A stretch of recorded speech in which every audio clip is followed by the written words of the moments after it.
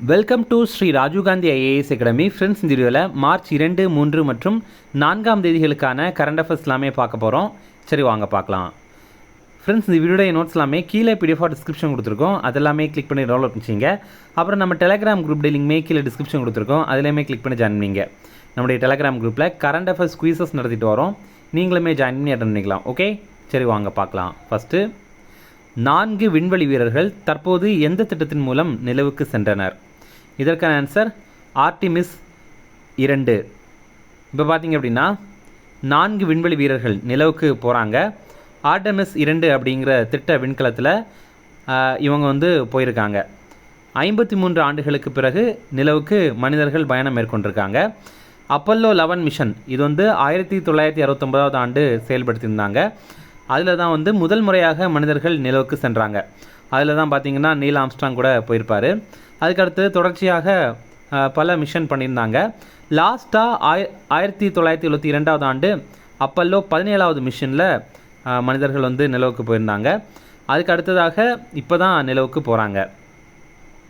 இப்போது இந்த ஆர்டமிஸ் 2 இந்த விண்கலம் இருக்குல்ல, இதை நிலவில் செலுத்தின ராக்கெட் எது அப்படின்னா SSS ராக்கெட் அப்படிங்கிற ராக்கெட் தான். இப்போது விண்வெளிக்கு போகிற வீரர்கள் 4 பேர். அது யாரெல்லாம் அப்படின்னா ரீட் வைஸ்மேன், அப்புறம் விக்டர் குளோவர், அப்புறம் கிறிஸ்டினா கோச், அப்புறம் ஜெரிமி ஹான்சன். இவங்க 4 பேரும் போகிறாங்க. 4.06 லட்சம் கிலோமீட்டர் தொலைவை இந்த விண்கலம் கடக்க இருக்குது. இவங்க என்னென்னா 10 நாட்கள் நிலவில் தங்கி ஆய்வு பண்ணுவாங்க.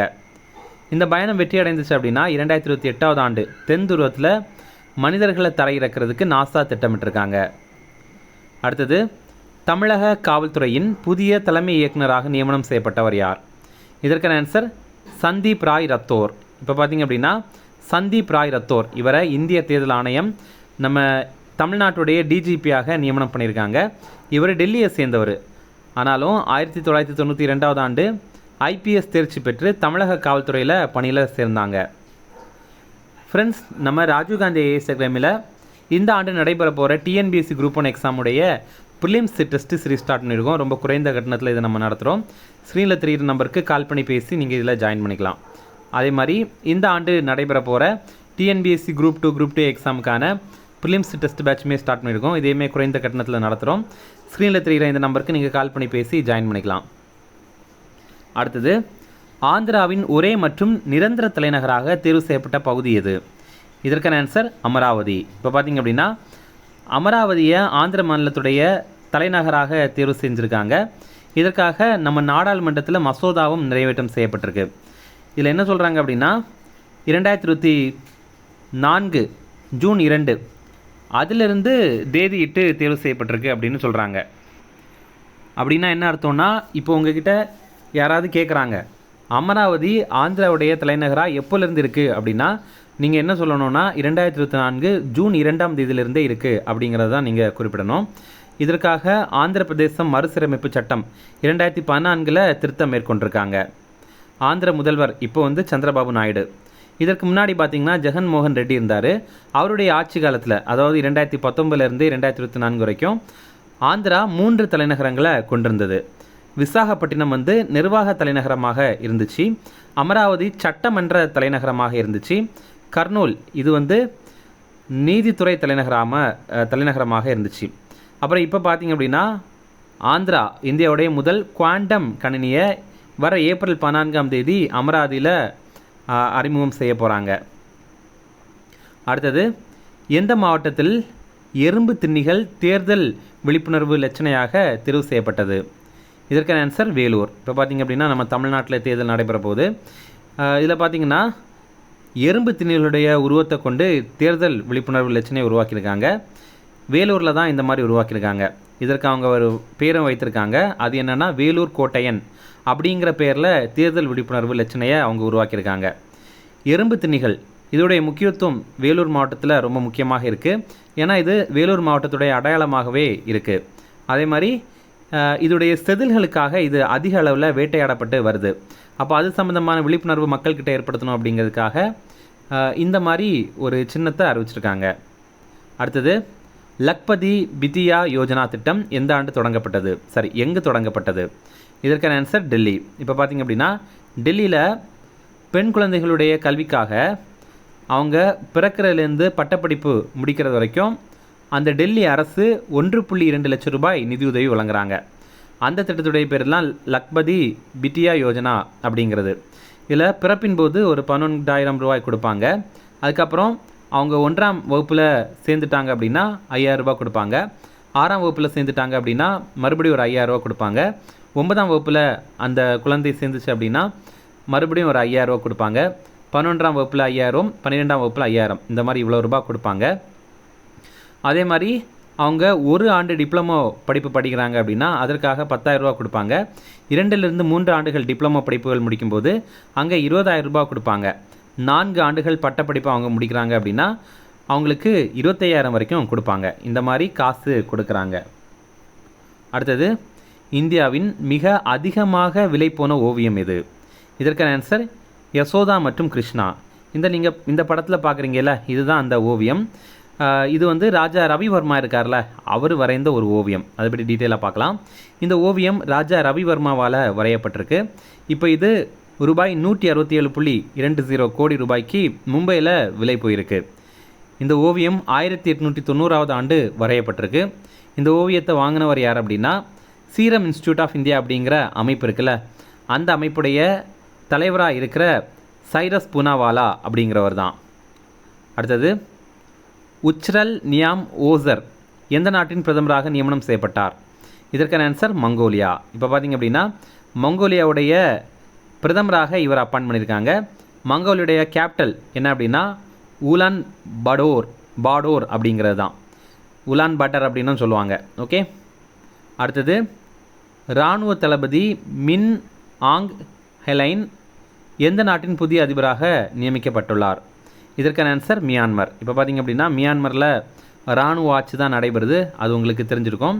அந்த நாட்டுடைய இராணுவ தளபதியே அந்த நாட்டுடைய அதிபராக இப்போ நியமனம் செய்யப்பட்டிருக்காங்க. மியான்மருடைய கேபிட்டல் வந்து நேபிடாவ் அப்படிங்கிறது தான்.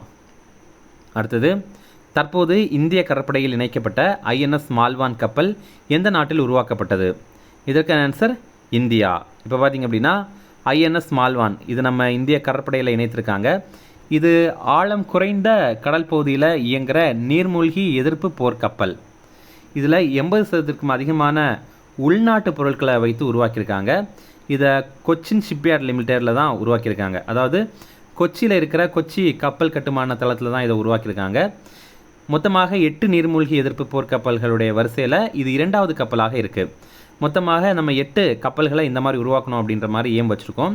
அதில் முதல் கப்பல் வந்து ஐஎன்எஸ் மாஹே அப்படிங்கிறது. 2வது இப்போது நம்ம பார்த்த ஐஎன்எஸ் மால்வன். 3வது ஐஎன்எஸ் மாங்க்ரோல் அப்படிங்கிறது. 4வதாக ஐஎன்எஸ் மல்பே. 5வதாக ஐஎன்எஸ் முல்கி. 6வதாக ஐஎன்எஸ் முன்ரோ. 7வதாக ஐஎன்எஸ் மக்கா. 8வதாக ஐஎன்எஸ் மாண்டவி அப்படின்னு மொத்தமாக 8 கப்பல்கள் உருவாக்கணும் அப்படின்னு இலக்கு வச்சுருக்கோம். அடுத்தது, கேலோ இந்தியா பழங்குடியினர் விளையாட்டுப் போட்டிகள் 2026 எங்கு நடைபெற்றது? இதற்கான ஆன்சர் சத்தீஸ்கர். இப்போ பார்த்திங்க அப்படின்னா கேலோ இந்தியா ட்ரைபல் கேம்ஸ் வந்து நடைபெற்றது சத்தீஸ்கரில் தான் நடைபெற்றது. இதில் அதிகாரப்பூர்வமான சின்னமாக மோர்வீர் அப்படிங்கிறத அறிவிச்சிருக்காங்க. இந்த படத்தில் நீங்கள் பார்க்குறீங்கல்ல, இதுதான் மோர்வீர் அப்படிங்கிறது. மோர்வீர் அப்படின்னா எனது வீரன் அப்படிங்கிறது தான் அர்த்தம். இதில் என்னென்ன போட்டிகள் நடைபெற்றது அப்படின்னா தடகளம், கால்பந்து, ஹாக்கி, பளுதூக்குதல், வில்வித்தை, நீச்சல் மற்றும் மல்யுத்தம் இதெல்லாமே நடைபெற்றது. இதில் பதக்கப்பட்டியலில் முதலிடம் பெற்றது கர்நாடகா, 2ஆம் இடம் ஒடிசா, 3ஆம் இடம் ஜார்க்கண்ட். நீங்கள் மெயினாக முதலிடம் பெற்றது யார் அப்படிங்கிறதே பார்த்துங்க. அடுத்தது, மிஷன் மித்ரா திட்டத்தின் கீழ் எங்குள்ள அசாதாரண சூழ்நிலையில் ககன்யான் வீரர்கள் பயிற்சி பெற்றனர்? இதற்கான ஆன்சர் லடாக். இப்போ நம்ம இந்தியாவுடைய திட்டம் தான் ககன்யான். இது வந்து விண்வெளிக்கு மனிதர்களை அழைத்து செல்கிற திட்டம். இப்போ இதற்காக வீரர்களுக்கு பயிற்சி வழங்கிட்டு இருக்காங்க. அதில் ஒரு கட்டமாக மிஷன் மித்ரா அப்படிங்கிற திட்டத்தின் கீழே இந்த ககன்யான் வீரர்களை லடாக்கில் இருக்கிற அசாதாரண சூழ்நிலையில் பயிற்சிகள் வந்து வழங்கியிருக்காங்க. அடுத்தது, தற்போது அறிமுகம் செய்யப்பட்ட ஐஎன்எஸ் அரிதமான் எந்த வகையான கப்பல்? இதற்கான ஆன்சர் அணுசக்தி நீர்மூழ்கி கப்பல். ஐஎன்எஸ் அரிதமான் இது இந்தியாவிலேயே முழுமையாக நம்ம உள்நாட்டிலேயே வடிவமைக்கப்பட்ட கப்பல். இது இப்போ இந்திய கடற்படையில் அதிகாரப்பூர்வமாக சேர்க்கப்பட்டிருக்கு. இந்தியாவுடைய முதல் அணுசக்தி நீர்மூழ்கி கப்பல் இது அப்படின்னா ஐஎன்எஸ் அரிஹந்த். இரண்டாவது எது அப்படின்னா ஐஎன்எஸ் சரிகட் அப்படிங்கிறது. இது இப்போ மூன்றாவதாக சேர்த்துருக்காங்க. அடுத்தது இந்திய வம்சாவளியான போதனா ஸ்ரீனிவாசன் எந்த நாட்டின் நம்பர் 1 செஸ் வீராங்கனை ஆனார்? இதற்கான ஆன்சர் இங்கிலாந்து. இப்போ பார்த்திங்க அப்படின்னா இந்திய வம்சாவளியை சேர்ந்த 11 வயது சிறுமி தான் இந்த போதனா ஸ்ரீனிவாசன். இவங்க இங்கிலாந்துடைய நம்பர் 1 செஸ் வீராங்கனையாக இருக்காங்க. இவங்க ஃபிடே தரவரிசையில் 2366 புள்ளிகளை பெற்றிருக்காங்க. உலகத்துடைய 100 வீராங்கனைகள் பட்டியலில் இவங்க 72வது இடத்துல இருக்காங்க. இங்கிலாந்தில் நம்பர் 1ல் இருக்காங்க.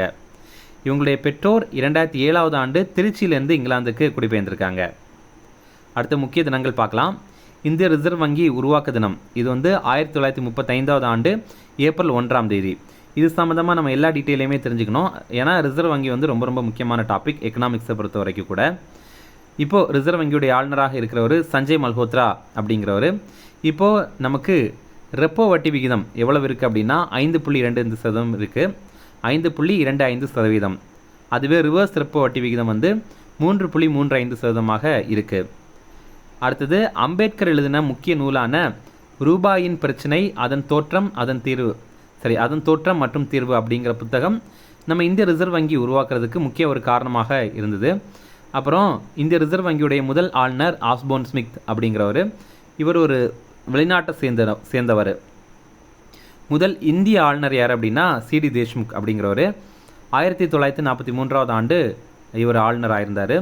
அப்புறம் ஹில்டன் யங் ஆணையத்துடைய பரிந்துரையின் அடிப்படையில் இந்த ஆர்பிஐயை உருவாக்கியிருந்தாங்க. அப்புறம் முதல் முறையாக இது உருவாக்கும் போது இதோடைய தலைமையகம் கொல்கத்தாவில் இருந்தது.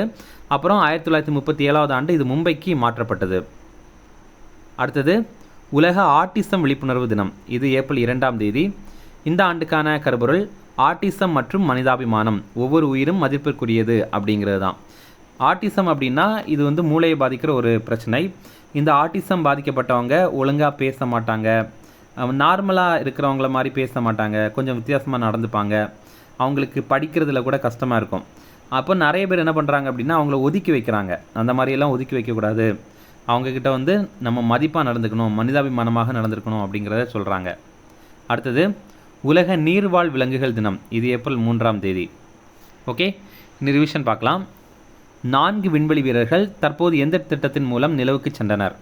இதற்கான ஆன்சர் ஆர்டமிஸ் 2 மிஷன்.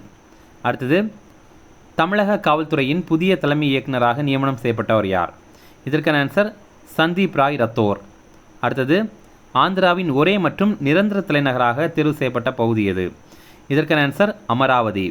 அடுத்தது எந்த மாவட்டத்தில் எறும்பு திணிகள் தேர்தல் விழிப்புணர்வு லட்சணையாக தேர்வு செய்யப்பட்டது? இதற்கான ஆன்சர் வேலூர். அடுத்தது லக்பதி பிதியா யோஜனா திட்டம் எங்கு தொடங்கப்பட்டது? இதற்கான ஆன்சர் டெல்லி. அடுத்தது இந்தியாவில் மிக அதிகமாக விலைப்போன ஓவியம் எது? இதற்கான ஆன்சர் யசோதா மற்றும் கிருஷ்ணா. அடுத்தது உர்ச்சல் நியாம் ஓசர் எந்த நாட்டின் பிரதமராக நியமனம் செய்யப்பட்டார்? இதற்கான ஆன்சர் மங்கோலியா.